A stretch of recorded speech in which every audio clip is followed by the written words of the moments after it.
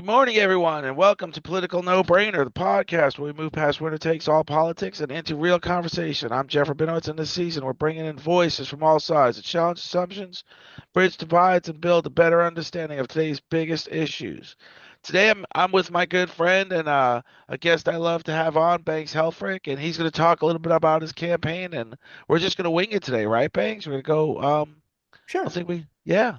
Well, So let's. I just want to hear how it's going. I'm excited. Like I said, we want to get past all the negativity. So, and you're one of the most positive candidates I know out there. So it's nice to always have you back.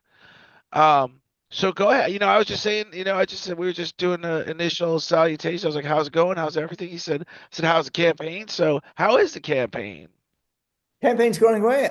Great. I filed November 6th, which was the day after the election last year. And so basically, I will be running for 2 years straight. And it's going great this time around. And will be my third time running for State House, District 25. And what I've done differently is I've really started to focus in on, well, votes. That's what I need. I need votes. And the way I've done that is by joining a party. This time, I'm a Democrat. I ran as an NPA 4 years ago. 2 years ago, I ran as an independent, and now I'm running as a Democrat. And I'll tell you my reasoning up front, and that is I need a party to support me. Um, uh, with a party, Republican, Democrat, you have those people who are behind you because you're in that party. So my whole idea is to get a party since I am not independently wealthy. If I was independently wealthy, I'd run as an NPA or as an independent. So I'm pivoting now more towards creating the Democrat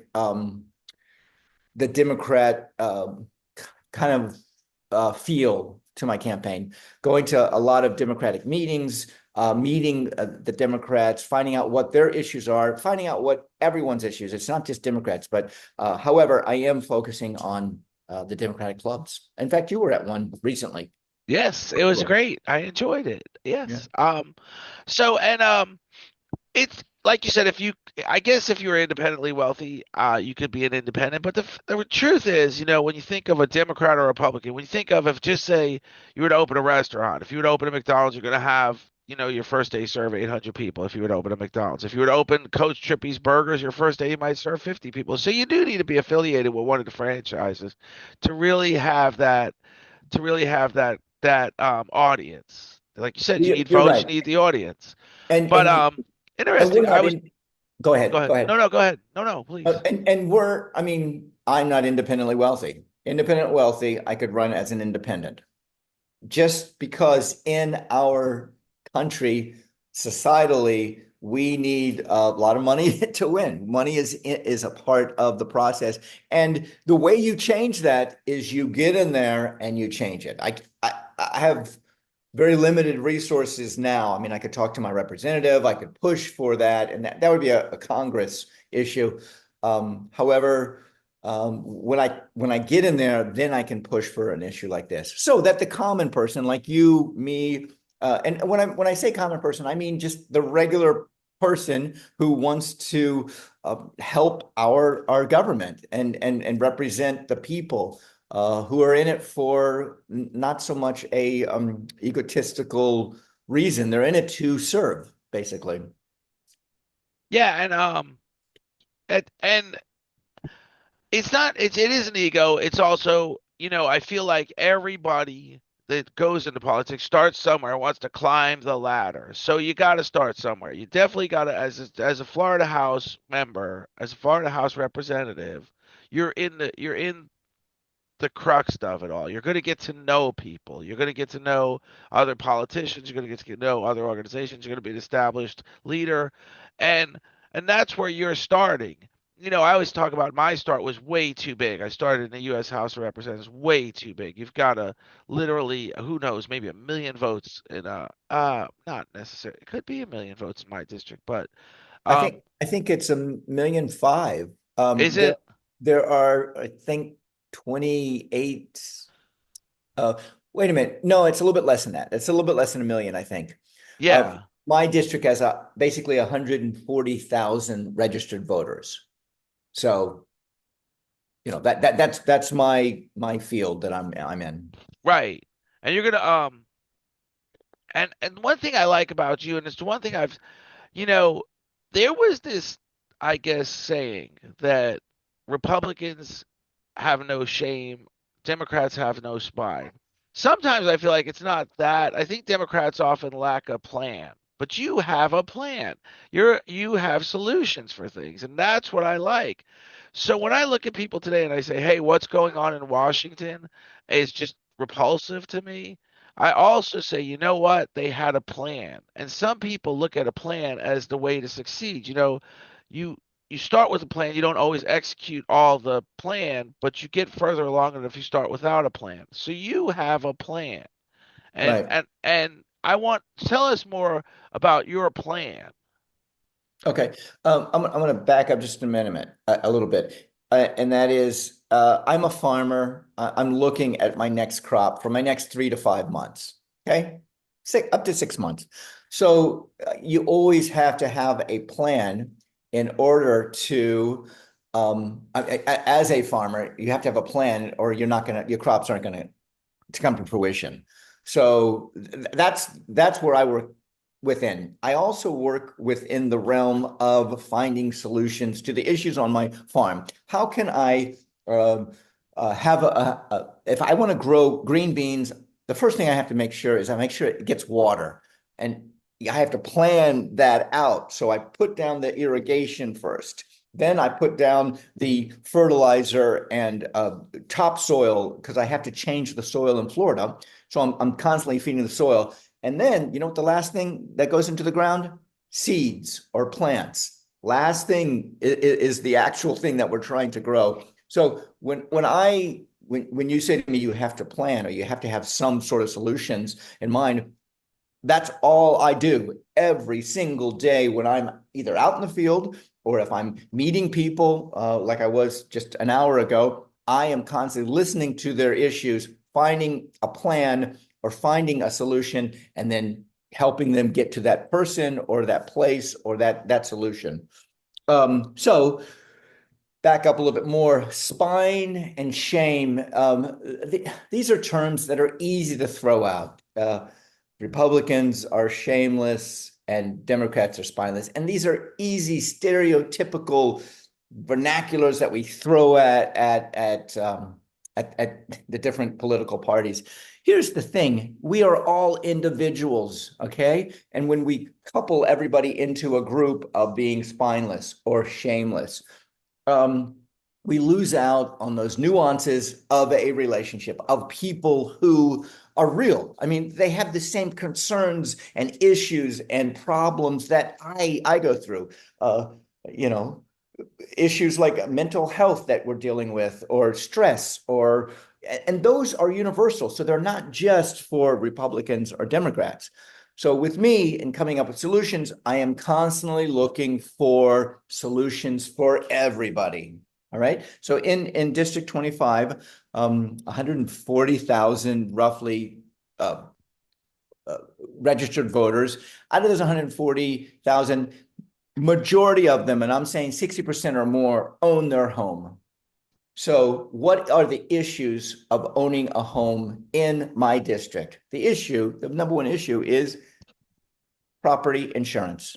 Insurance for your house. It has been going up last 5, 6 years, just going up every single year. Some of people, I mean, has yours gone up? What is yours right now It's gone compared up to? significantly. Mine is it's still it's gone up significantly. I don't know the actual because it's one bill, with the taxes, the insurance, and then the balance of the principal. Um, so off the top of my head, I think we're definitely at around $4,000 a year. Oh Okay, we're yeah, definitely around. which is, I mean, and it probably was 4 or 5 years ago, it was close to 1,000. So it's gone up Right, four significantly. times as much, 4 or 5 times as much. And this is an issue, inflationary issue in our state. We have a state that does not have income taxes. Okay. However, our property taxes are so property insurance is so high that that pushes up into a whole echelon um of things that we have to pay for in order to own a home. So I do have a solution for bringing down your property insurance. They have it in North Carolina. I use them as a template. Let's look at food real quickly. Food prices have gone up. Eggs, I guess, over the last 2 or 3 months has gone up astronomically. I don't buy eggs. They're usually given to me. However, with food prices going up, people are not going to be able to pay for food. So what do? Or they're not going to pay for their drugs, so they're going to have to buy food instead. Or when I say drugs, they're medications, prescriptions. So what can we do as far as bringing the price of groceries down? And my solution, and I do it here on my farm. So it's not for me to just say, is to grow your own food. That way, you're growing your own groceries. You're eliminating, or it's 10 or 20% less than it would be in the store because you're growing it yourself. And in Florida, you can grow year round. You can have beans that you can pick year round. Um, uh, Gandulis, you're probably familiar with those, or pigeon peas. Pigeon Uh, peas. so my whole thing is finding solutions, and most people, I'll give you a situation now. A woman who is a farmer of pigs wants to open up um, her pig farm to eating at the place. So they butcher the pig, they feed you, you go through the whole process of everything happening at one spot, and it would be an event on the property. And she has some issues with the county.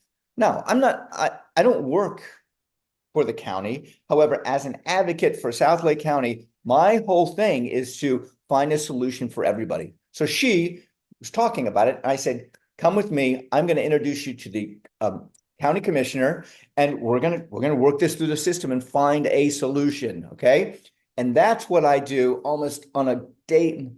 It's a daily basis when I talk to people. On a weekly basis, I have another issue that comes up, and I go, "Hey, let's talk to this person," or "Hey, have you met this person?" or "Hey, this is a great way to get funding." And the only way that I know, and I have in my phone all these people's names, is because I've met them over the last six, actually, believe it or not, since 2018, which I started in politics. So 2018, 8 years, Getting not on 7 years. 8 years, seven Yeah, years. I have met enough people to figure out how we navigate through the system of government. And that's municipality, city, that's county, that's state, and that's federal. And if I have an issue federally, I'll go to my representative and ask him or his surrogate, "Ham, how do I deal with this?" "Well, talk to this person." Boom. The most of us, we don't know that we have that accessible to us. And I think as representatives, we are there to navigate people through the system of government because, as you know, and I know, it is complicated. It is very complicated. There's laws, there's fees, there's issues that you have to deal with within the government. So I'm a navigator, basically, of the government. So, and as a representative, you would as well, if you were to get elected, and you will get elected. This, I think, this time around is your time, but you will get elected. You've never given up, and you will get elected. Thank you. As a representative, you are a navigator. People reach out to you. Now, do everybody know to reach out to you? So this is just me kind of propping up my podcast. It's not about entertainment, really. It's education. When I talk to a candidate, I say, let's talk to more candidates. So my first piece of education is the presidential election revolved around two people raising $3 billion or more dollars that could have easily went to things like St. Jude's Children's Hospital or whatever charity of choice, whatever you think. This is my, and what do?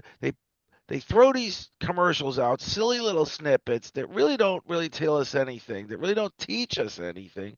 I can't. So let's just make this point clear.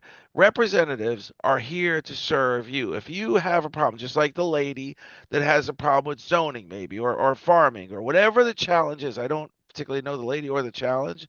Call your representative. I had a challenge with my mom's insurance claim, And the organization, the facility that said they can do her physical therapy covered by her auto insurance said led her to believe it's all covered. Then there was something about that because this health facility didn't have a certain type of administrator, they cannot be paid by auto insurance. They can only be paid by a health insurance organization, health coverage organization, not an auto coverage organization. So they gave my mom a bill for $5,000. Well, I called John Temple, who's out that way in Leesburg, and his secretary was very helpful. So the first thing I thought to do is reach out to my state representative because that I remember Ginny Brown Waite was very helpful to veterans, and so people should know that, but what I think happens is, like you said, you either vote for the R and the D, and then you're done. You've done your 2 year diligence, and once every 2 years you do your diligence, you vote for the R and the D. It's not one way or the other. We've gotten to the point in America where it's red or blue, and it's we need candidates to talk about how we need candidates to publish their phone numbers. We need candidates to say, "Hey, how do I reach out to you? How do I grow confidence in you? How can you help me now even before you get elected?" Because there's a lot of need for help now. Yeah. So, Couple things. I'll give you my phone number right now. 407-616-9720. Reach out to me anytime you want. I do take Sundays off usually. I'll get caught up on my computer work. So I am available, accessible, accountable. Come to me. And I will, you know what? I'll say this will be the first time I ever say, I will find a solution for you.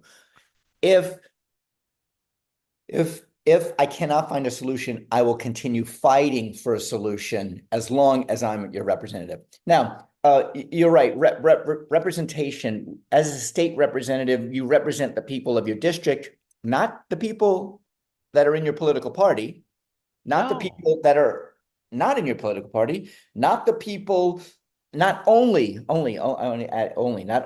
people that voted for you. No, I represent everyone, every single person in that district, whether they're a registered voter or not. I represent them. So representation is it. Now, what is that? Let's break that down real quickly. Representation means that I listen to your concerns, I find solutions to your problems, and if I can't find a solution, I'll file a bill to create a law which will alleviate that issue that you may have. And then the other thing we do at the state level is we balance the budget. So we have what is it, $9 billion? No, maybe it was $23 billion. I think it was the last year. $23 billion is what we can spend, and that's it. And everybody's trying to get their piece of the pie. Granted, balancing the budget, I can do. I do it in my own household. However, making sure that I represent the people of this district and I'm pushing for a community center, or let's look at Groveland and the bypass of the truck and making sure 19 is conducive so not only trucks come on it, but cars can come on it, and widening it and doing the studies that need to be done. These are the things that I do to push a balanced budget for money for my district. Now there's 120 of us that are representatives in the state, so we're all pushing for money for our district. The other thing I want to say, and that is, we do find ourselves divided by blue and red. Most of us are purple. We're right in the middle. We're purple. And when people that I talk to that say, "Oh, I don't trust any politician," I talk to them. I find out what their issue is and try to build that trust. Now, I may never forge that relationship where they trust me, or it may happen, but it's constantly being in front of them, talking to them, being accountable, being giving a phone number so that they can call me, Right. that I can help them. And granted, I try to get back to them within 48 hours. So I think that answers that. So to that point, For example, John Temple, who I just mentioned his name, when I called, he didn't ask, and I believe I know he's a Republican. I believe he does drink the very conservative Kool-Aid. He didn't ask if I was a Democrat or Republican. Well, his administrator didn't ask. She No. took notes. She got back with me. She called John. They got answers. They called the facility. The facility said, "You're right. You're covered." Well, however, the facility did it. I personally don't know if technically the bill got paid because there was that technicality that this particular physical therapy place didn't have this type of administrator that could issue a bill to an auto insurance company. I don't know what happened. All I know is the problem was resolved. That's what representatives and even candidates with solutions. So, like, candidates spend a lot of money on signage, candidates spend a lot of money on advertising. And I believe they should be spending money on an assistant that can help them take calls and answer questions and help them with things that are so we have a big concern now. And this is a part of what I think someday we're going to do on the podcast is do like a lesson. There's talk about taking out the phone systems out of the Social Security office. It's going to create an issue for a lot of elderly people that don't know how to navigate a very complicated website. And either we're going to have some sort of outside source to help these people so they don't lose their benefits, or we're going to have to argue the point that we should leave the phone system in the Social Security office, which is the point we're arguing now. But as far as politicians, it's not rumor, it's fact. A U.S. House representative gets elected. The first thing they do as a junior U.S. House representative is that they get inaugurated, they get sworn in, and then they hit the ground running. The first thing the elders tell them is go across the street to a building that's not owned by the federal government and start working the phone banks for donations. The amount of money you raise is how you get on committees. You cannot raise money in a federal office. You can raise money in a building that's rented across the street from the Capitol building. We need our representatives to spend less time raising money to put out political advertisements and more time helping our voters. Okay. That would make a humongous difference on not on the perception, on the understanding that this gentleman, I don't even know if he's a Democrat. I knew John Temple was a Republican, but he helped me. I had no reason to believe I couldn't call Hmm.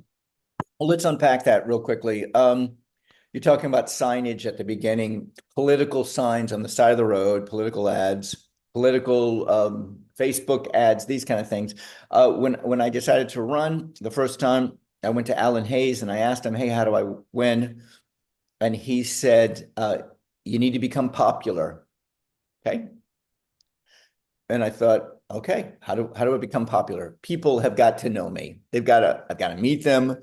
We got to talk. We've got to connect somehow. Oh, Banks, he's a farmer. Oh, he does this, or he helps people with solutions. So popularity, how do I get there? When it gets closer to the election, I have to get signs out because I cannot talk to 140,000 registered voters. I mean, I wish I could. I mean, and the way I can get in front of them is if I put signs on the side of the road when I'm not even there, they're driving by it, Farmer Banks, Farmer Banks. Oh, that's Farmer Banks. Oh, and then when they meet me, oh, I seen your sign. There's a double connection there, a double way of tapping into someone getting to know me. So you have to have the signs, you have to have the money. The money is there to let other people know what your message is. What is my message? My message is solutions, period. I'll come up with a solution for you. Um, the other thing is you talk about Social Security, and I was at an event on Friday, and our congressman, his surrogate was there, and it was a bunch of nonprofits who were there asking questions to her, and the issue was that no, Social Security has not been cut. Now, I had to clarify with her. I said, wait a minute. They have taken workers and cut the workers in Social Security. So they have cut Social Security, but they have not cut payments to people. No, they haven't. However, if they want to take, and I'm saying they as in the federal government, want to take and have Social Security be only online and you can't, and you're not able to talk to somebody, let's say to cut costs. Granted, I understand to cut costs, you are still cutting Social Security. Okay. That's just another boundary. It's impedance for us senior citizens to um, to talk to someone in Social Security to um, uh, resolve the issue or resolve the problem. The government and federal all the way down to city government, we are here as your representatives to make your life better, quality of life increase. Okay.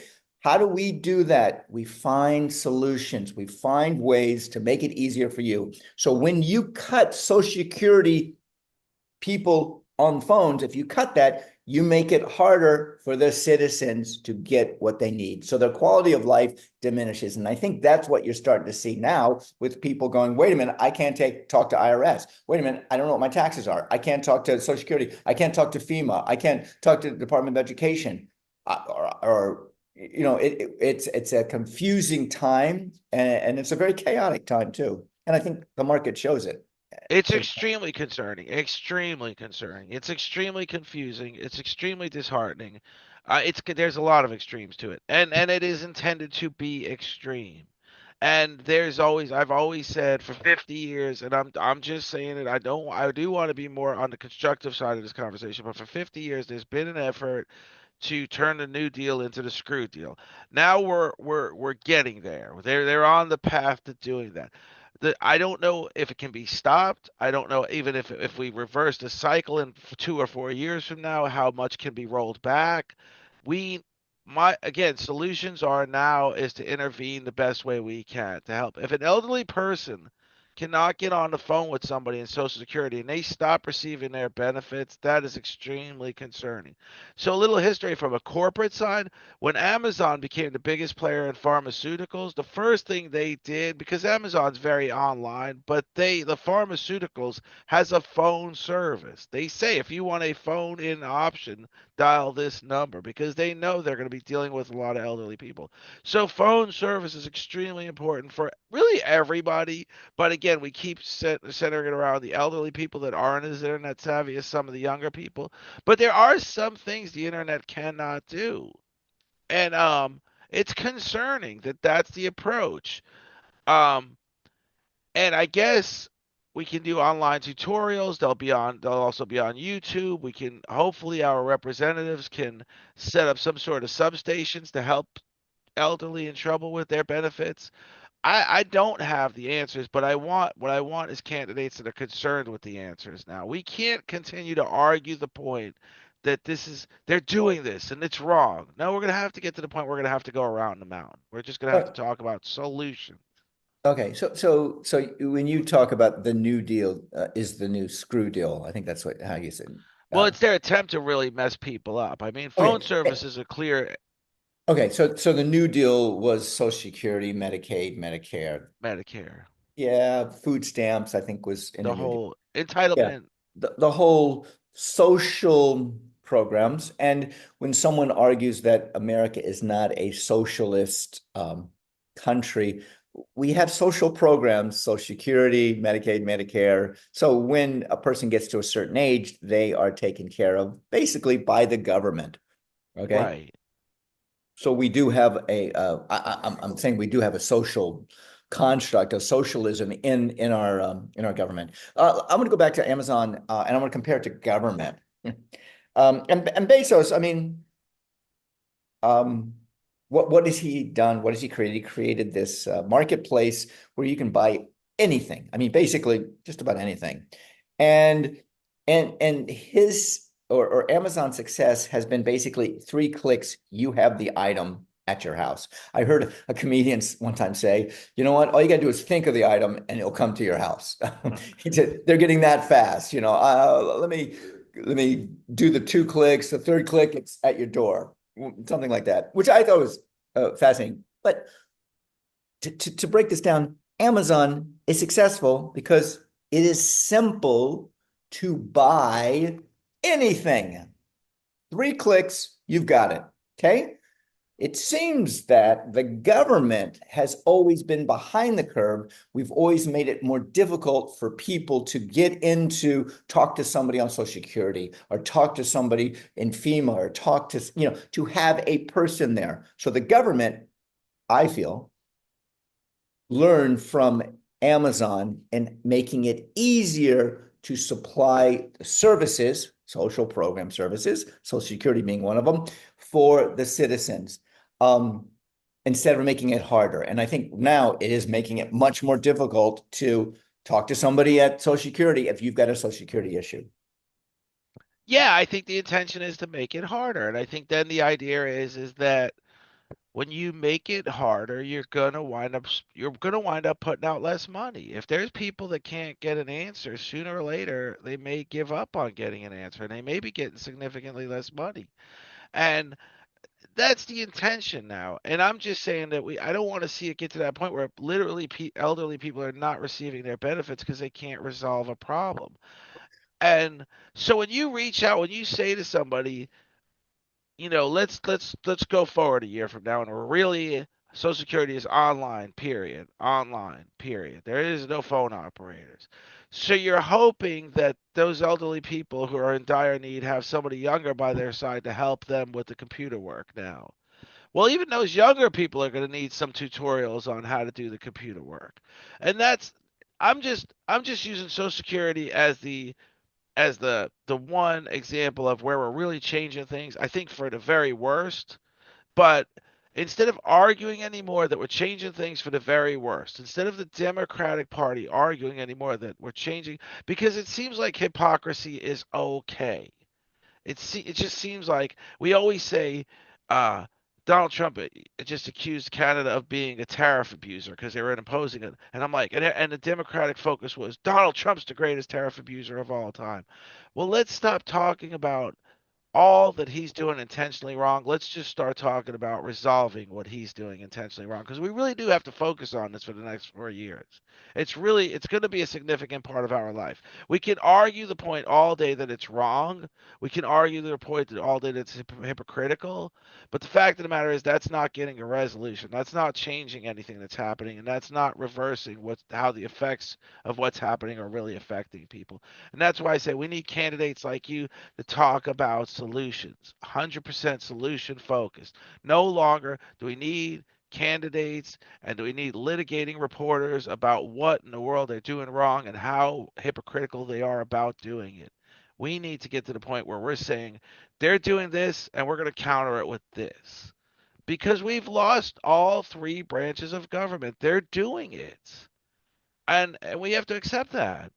All right. So I feel we need to change the vernacular, and that is anybody that goes into politics, I think. We originate somewhere, and and I'm going to use me an example. We originate from this place of, I want to help. Okay. Morally, inside me, I constantly think of the decisions that I make, and does it help or does it hurt others? Okay. And that's my moral litmus test. Does it help or does it hurt others? So when it helps others, I'm for that. I'm not for the other one. So when you use the word intentional, most of us get into politics to intentionally help others. Now, granted, that's things happen along the way, and all of a sudden we have tough decisions to make the best outcome. They want X, they want Y, got to come together. We got to meet at W. So when you say that they're intentionally, the current administration is intentionally making it harder on people or intentionally hurting people, I think intentional is kind of a harsh word. I don't, I don't think, I mean, as servants of the people, we're there to help. Our intention is to help. Our intention is not to hurt. Um, and I think that's just a damaging word. It doesn't further the conversation. So let's take, for instance, Social Security. Social Security is being cut. Okay, got it. They're cutting workers. And through the last 50 years, 60 years, 70, I don't know how many years, we have been in debt as a country. How do we get out of debt? I think the last time we were on the cusp of getting out of debt was Bill Clinton left office, and within 5 years, we were going to be debt-free as a country. Wow. That did not happen. However, That was the last time that it was mentioned. Is this new deal, basically, of bringing out the chainsaw and cutting the federal government so that it is um, uh, uh, within our budget? That may be one of the reasons why all these cuts are happening, so that we get out of debt. It may not. I have no idea, but I'm going to think on the side of, all right, these cuts are there to help our country become solvent. Perfect. Um, so yeah, I mean that's kind of where I'm coming from. I think intentional, when you use intentional, I think it separates us. It does not bring us together. So Well, the rollback is significant. It's there was okay, so let's start with the New Deal and say it grew every year for 50 years. There was new programs issued. Even under the Bush administration, they expanded Medicare. They expanded the medication plan of the Medicare plan, the Medicare plan B or yeah, D. and And Jeff, that was $1 trillion increase in spending on socialized prescription drugs. and So you've got this growth of these social programs all along. Now you've got the rollback. Like you said, we've got to get out of debt. Now there is a point to I want to mention Bill Clinton's numbers in a minute, but let me get to the. So you're rolling back. You're saying we can no longer keep adding social programs. We got to roll. So intentional being the operative word that we're probably not agreeing on is the rollback is too significant. It's happening in the last 45 days. It's happened. I mean, it's too much at once. It's really it's a demolition ball. It's not good what's happening. okay. I can agree with that. I don't agree with it, because I think the purpose of government is to make the citizens' lives better, not worse. Okay, better, and that is to supply services socially with all of us involved in it, so that we all have the opportunity to have a better life, to form a more perfect union. And that is government's, I feel, government's job. Go to Tallahassee, pass laws that help, not hurt, that bring people together, not divide us. All right. So this has been it has felt like a wrecking ball. Many Americans feel it. In fact, a neighborhood center, which is right here in Groveland, has their Florida Department, not Florida, Department of Agriculture grant has been cut, so they cannot feed the citizens of South Lake County, Groveland. So they have to cut staff, they have to cut everything, and that it doesn't help people. That actually hinders them. You see my point? So we have to do things that help. I don't agree with the wrecking ball effect that you have said. There are other ways to do that. Do you know what the biggest federally, the biggest amount, the most amount of money we put into a program is? Do you know what program is? What is that? What is the I don't. Take a guess. Social Security, Nope. Medicare, Nope. military. Yes. Military. So that would be I, I feel that to have a secure country, you need military. We do that's a fact. However, to have a secure world, we need alliances. Therefore, we need to form alliances and put more money and effort into alliances than our military. That's my personal thought. so I when you said take a guess, I guessed one, two, and then I got it right on number three. But people need to realize whether it's Social Security, Medicare, Medicaid, or the military. I think I've mentioned this before. Government contract, government employment, and government spending is a significant part of our economy. Now, there's a feeling and it's chapter verse of the what was it called, Schedule 25 or Project 2025, they're following through chapter verse of Project 2025. There's this feeling that if we if we eliminate social programs, essentially that's how they're doing this. Is one by one they're starting to really eliminate stuff. Like you said, this project in Groveland that was feeding people, it doesn't have funding anymore. It's been eliminated. Who That takes over that? Who takes no, over that? and there There's a is that's vacuum. there's no transition. There's just it's gone. Now it's gone. Now these people have become very dependent on something that's gone. And but there is this feeling, there is this strong belief amongst some that with this new rollback, the economy is going to be so flush with cash that there's going to be this enormous prosperity. That's essentially the trickle down philosophy. Is the wealthy get much wealthier, and then they become very generous with their wealth, and the middle class become very wealthy as well. It Jeff, I'm gonna doesn't work that way. I'm gonna But I'm gonna stop you there. If uh, not if while the federal government is cutting all these programs, how does that infuse cash or money to the top to be trickled down to the I bottom? have no idea. I disagree with it. I'm just saying this is their logic. I don't see the logic whatsoever. I don't it's happening though. I disagree with it completely. But there are people that convinced. There were people that told me when Trump becomes president, I'm going to have 4 years of prosperity. And all we really predicted now is 4 years of economic devastation. It's like these policies are already we're already seeing the effects on the economy of these policies. That Okay. there's Okay, so let's talk about capitalism real quickly. And capitalism is in one of the forms, our economy works in this realm of capitalism because money is being exchanged, paid for, and it's working its way in and around the whole system, the system of our government, the system of our society. Money, the movement of money keeps our economy going, buying and selling goods.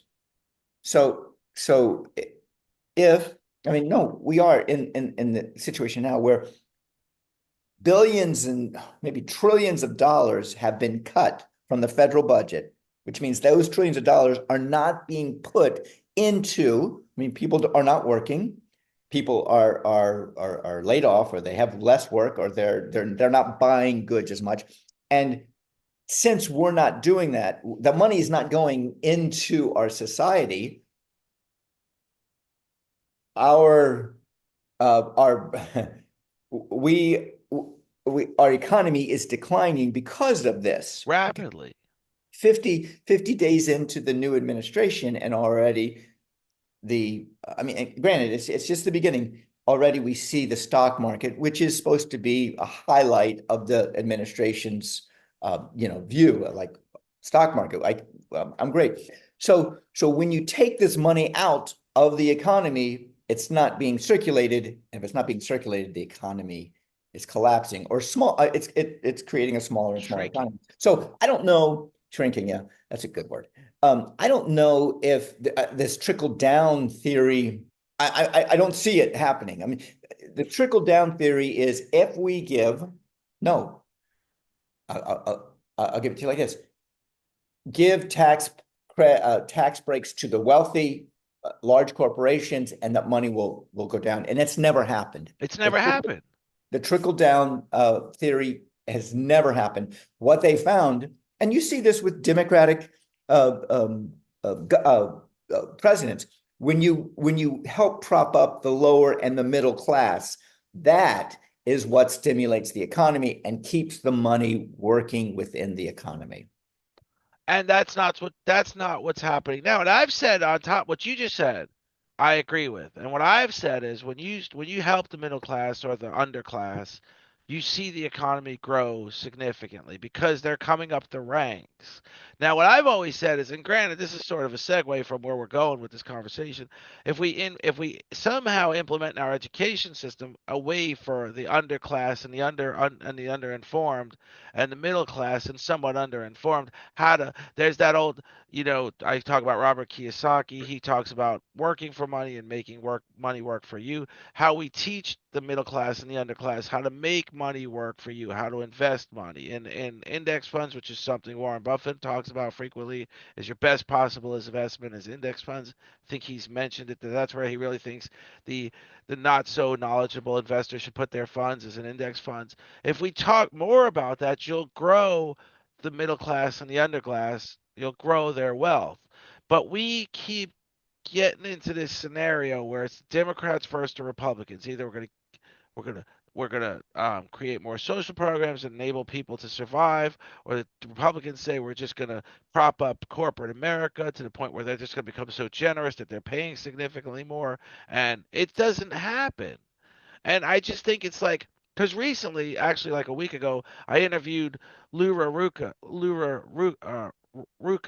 who's the president of the Independent Center. So they promote independent candidates, and she said we're at this point in America where where it's either one way or the other. And it's the independents that are going to create the realistic way. It's the independents that are going to create the. So I mentioned, that thing where many years ago a giant truck was coming through the New York City Midtown Tunnel, and he misunderstood the signage, the clearance, and he got stuck. And it was the engineers talking about how we can deconstruct the top of the tunnel to get that truck out. And it was a child who said, "Just why don't you let the air out of the tires?" Sometimes a a simple mind to come up with real solutions. We're at a point, we're at a cross in America where it's either left or right, red or blue, conservative or liberal. The whole liberal tier thing that conservatives have coined a phrase on, where we're just bleeding hearts. Well, we're not. We're getting to a point now where these independent centers in Groveland have no money to do something they've been doing for years, and these people that have depended on these centers for years have nothing to depend on any longer. Those people are going to die at some point if they don't get help. Okay, I'm gonna bring this down. I always like to look at large, complex issues and just simplify and simplify, sometimes they're difficult to do, but I'm gonna simplify it real quickly. Consumers and producers. Uh, what are you? Are you a consumer or are you a producer? I'm a consumer. Yeah. What do you produce? You're a producer too. I'm You a produce. producer as well. I mean, I work for a company that does a lot of good, does hospitality industry that, I produce that Yeah. You portion of my produce. responsibility at that company. Right. And you produce this podcast. And You this produce podcast children. You produced children. You produced you produce uh, good in the community. You've run for office. You're producing goodwill. So in our country, we do both of these things. We produce and we consume. We're big consumers. In fact, consuming is what keeps our capitalism alive. Okay. Now, I have a model on my farm, and the model is to be self-sustainable, which means air is the first thing you need. So my concept is, how do I produce the best viable air? And that's the question I ask. Jeff, how do I produce the best viable quality air? Do you know? by being ecologically friendly, by being ecologically responsible. Right. Plant a plant. That's as simple Plant a as it plant. is. Right, right. If you plant a plant, a tree, that plant is going to feed you oxygen and you're going to feed it carbon dioxide and you're going to work together. Simple as it is. Two, how do we find viable water? Okay. On my property, I go straight to the water source, which is the sky. I collect rainwater. That rainwater, then I filter it, chlorinate, dechlorinate, bring it in. I can wash with it. I can drink it. I can cook with it. It's good. Keep it simple. Keep it simple, stupid, which was when I went to clown college with Ringling Brothers, that was our motto. Keep it simple, stupid. All right. How do we become sustainable with food? We grow our own food. Okay. By me doing all of these things, I'm more of a producer than I am a consumer because I am finding ways to do it in an ecosystem, my farm, instead of going outside and buying it from somebody. So I'm not buying 100% of my groceries like most everybody is.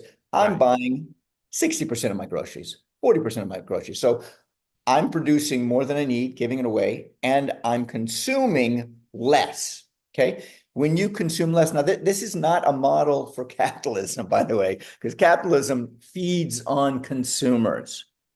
However, my farm is set up to teach people to do what I'm doing in their own places. And this goes back to some of my solutions. So, how do we become less of consumers and more producers?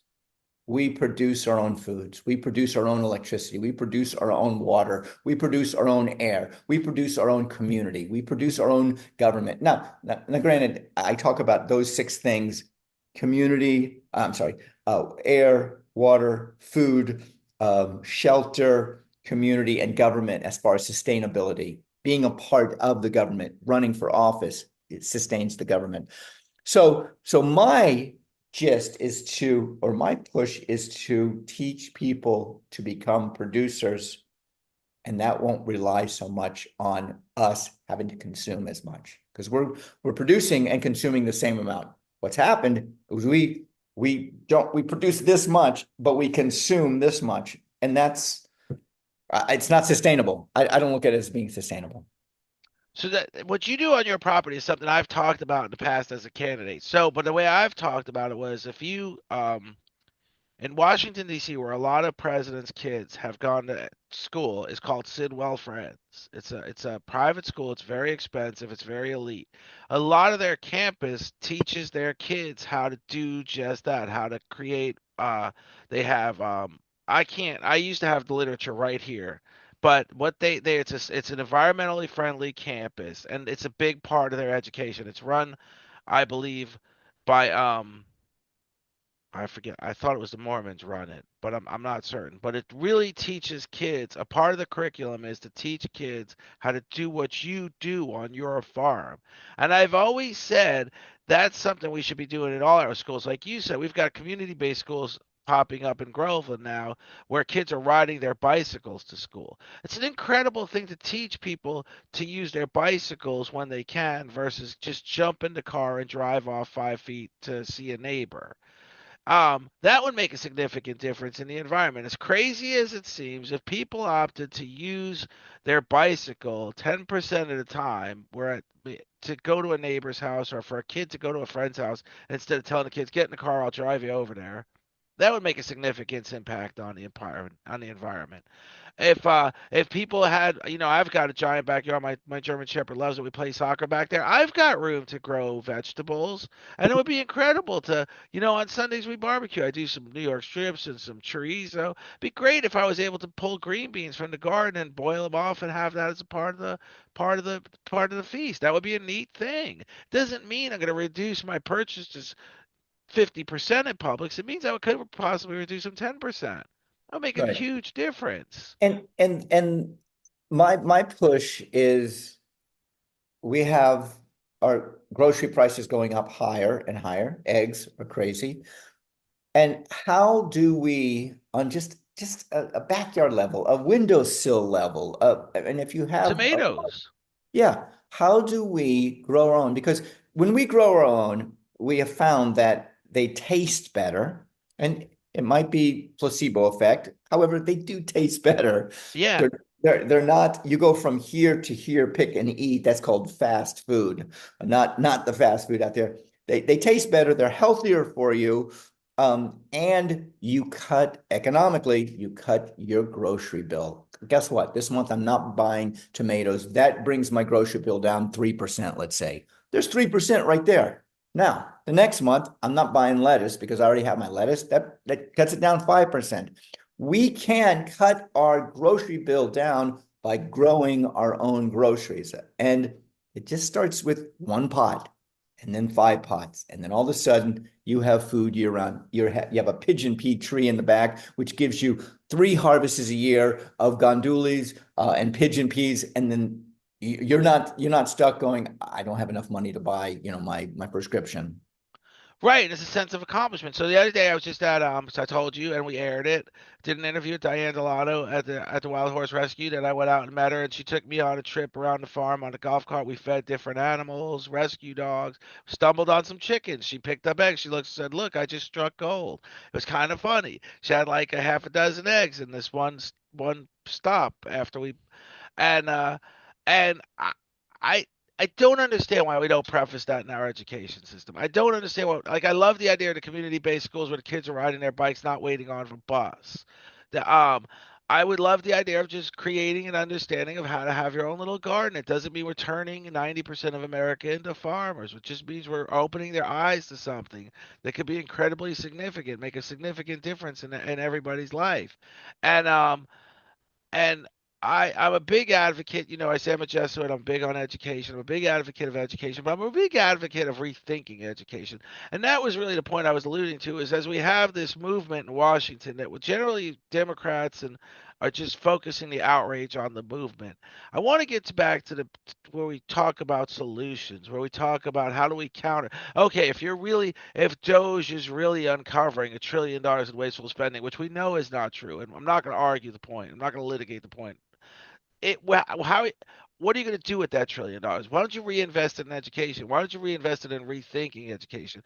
Jeff Bezos and Bill Gates talk about how, as a businessman, or Bill Gates talks about the Bill and Melinda Gates Foundation, if we're not failing, if we're not having epic fails, if we're not having false starts in our new approaches, we're not swinging the bat hard enough. How do we swing the bat really hard when it comes to rethinking education? How do we spend $1 trillion on our public education system and see where it gets us? How do we get to that point of thinking in America? Because, like Bill Gates says about the Bill and Melinda Gates Foundation, I pointed out already about swinging the bat hard enough, but he points out how his failures have led to great successes. And the same thing with Jeff Bezos. They talk about how entry level employees say, let's do this. I always joke. I'm like, I wish I worked for Jeff Bezos because I would have said, "Hey, let's buy Toys R Us and make it Toys R Us by Amazon." But people that work for Amazon introduce ideas, and those ideas get implemented. And whether they succeed or fail, some succeed, some fail, they get implemented. And I just Right. don't ever see. I still look at the same brick and mortar facilities that were existing 50 years ago in our education, the same approach that was existing 50 years ago in our public education system, existing today. There's no difference other than energy efficient windows, which was an initiative, I think, by Bill Clinton or Barack Obama, but it's the same thing. It's not a bad approach. There's just nothing new to it. So there is a bill up in Tallahassee now to take cell phones out of kids' hands in school. So they come to school, they put their cell phone in a box or wherever, and then throughout the day, they don't go to the cell phone. They can't have access to it. They're in school, and then at the end of the day, they'll pick up their cell phone as they leave. What's your view on that? It's actually another guest I had, Daryl Blackwell. He runs the Orlando Work Academy, where kids are getting their high school degree. He has an AB schedule, so they can complete their actual high school degree at night while they're working during the day to support the family. Even though they're the kid, they're the provider. As a child, they're the provider because there isn't a provider, there isn't a man in the house, or there isn't a functional parent in the house. So, but his school, they check their phones in lockers, Yeah, or whatever you call them, lock boxes, I guess, for a phone. yeah, And then at break, like at lunch, they're allowed to have their phones. They're allowed to, before they go to the cafeteria, they're allowed to retrieve their phones, have their lunch with their phones. So it's a little bit of a moderation. It's not the end of the day thing. They do get them to check, and it's a good thing. Maybe their moms really needs to get a hold of them, and they're able to take note of that when they check their phones at lunch. So I love that idea. Keep the kids focused on education. And the other thing I said about phones is, again, I'm kind of segueing into something, is we should have, uh, Daryl calls it, Daryl Blackwell, the president of Workforce Academy, he calls it dropping life on kids. We should have extracurricular activity that you can access online that teaches kids about making money work for you versus working for money, where they can do that at home on their phone or on the internet, not during class, and learn about life skills. Learn about, because what we're seeing now is a big increase when you go on social media. A lot of the advertisement on social media is how to make money, and it's a bunch of crap. You can be a realtor with nothing but a laptop, and you just sign up for my program, and the program's $500, and the only guy that makes any money is the guy providing the program at $500 a pop. So kids should be realistic of how you make money, and we should be doing those extracurricular activities during their time outside of school. And then maybe they would spend less time on video games if there was even some sort of incentive if they completed those programs on their right. own time. I mean, these are just me rethinking again how we provide public education and how we swing the bat really hard and see where it gets us. Right, right. Are you familiar with Lincoln Park in Claremont? No, sir. All right, so Lincoln Park is a new school which is open partly now. It will be open completely. They've taken Claremont Elementary School, I think it's Claremont Elementary. They've retrofitted it into a work education center, which you come at night and you work during the day, whatever you're doing. And these are high school kids and people beyond high school. You work during the day, at night, you take the courses. It's in Claremont, Florida. It's just like the Orlando you were just talking about. Work Um, Academy, Work Orlando Work Academy. Academy. It's just like the Yep. Work Academy.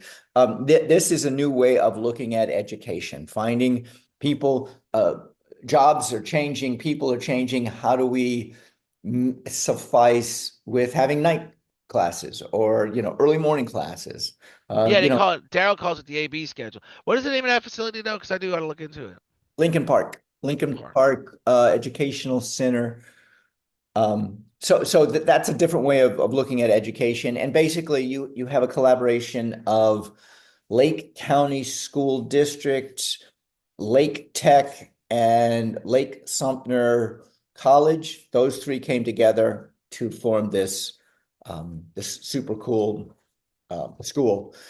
Um, Education, yeah, I see your push for education and coming up with solutions.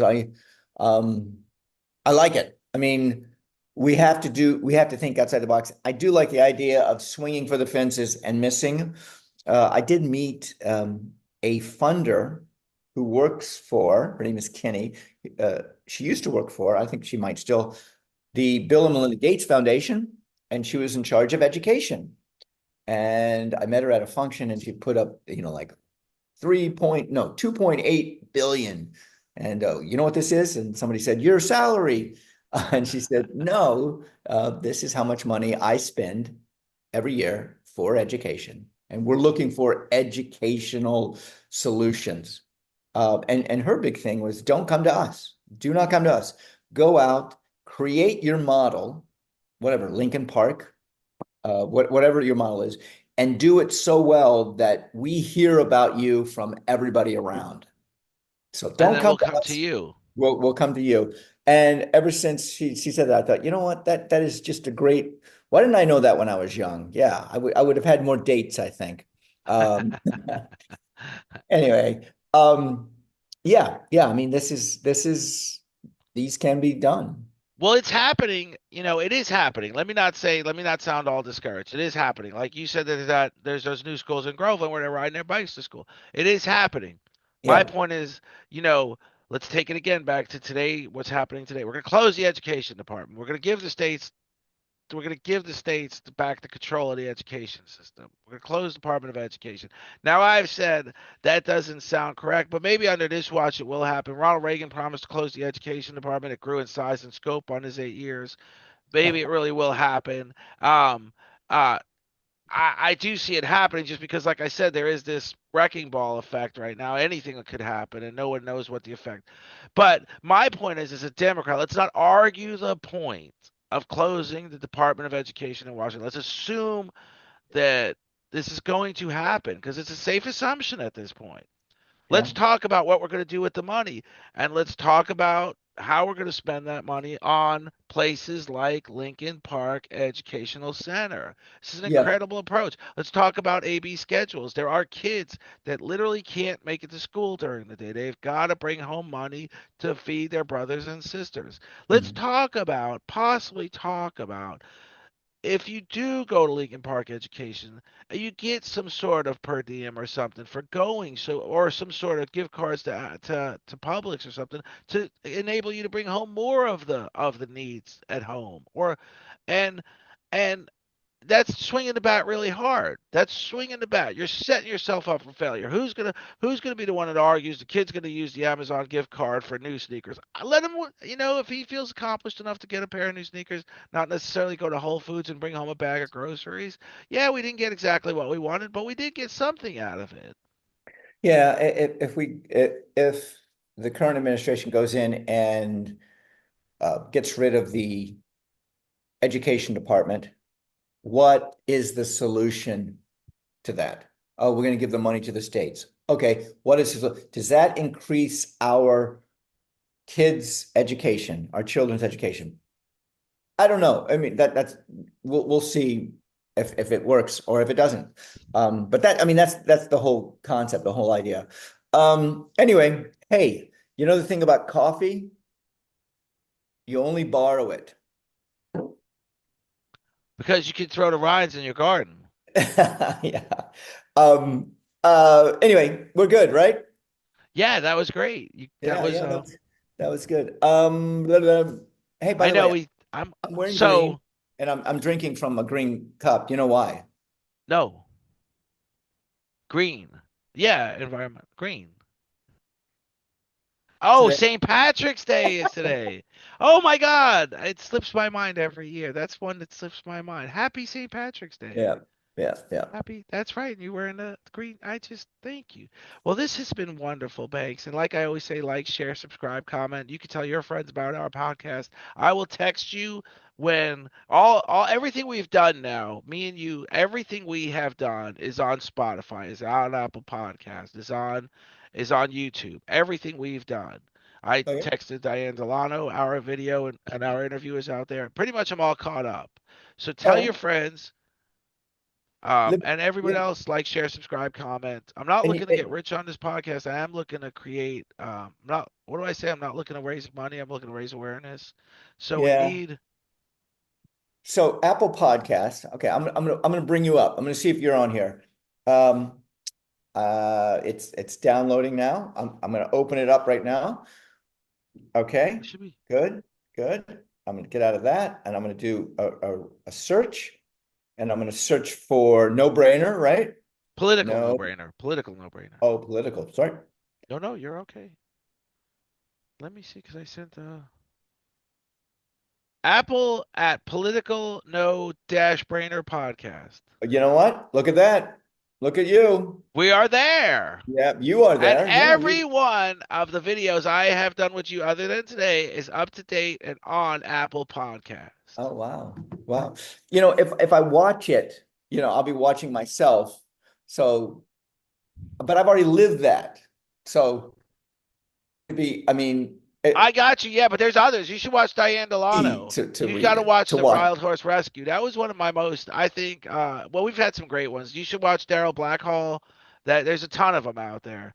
I listen to myself all the time, and I always think, geez, I wish I would have done more with my speech impediment when I was a child. But it's okay. I can, Yeah. I can still function. But, so thank you, Banks. Thank you so much. You're always an Welcome, incredible Jeff. guest.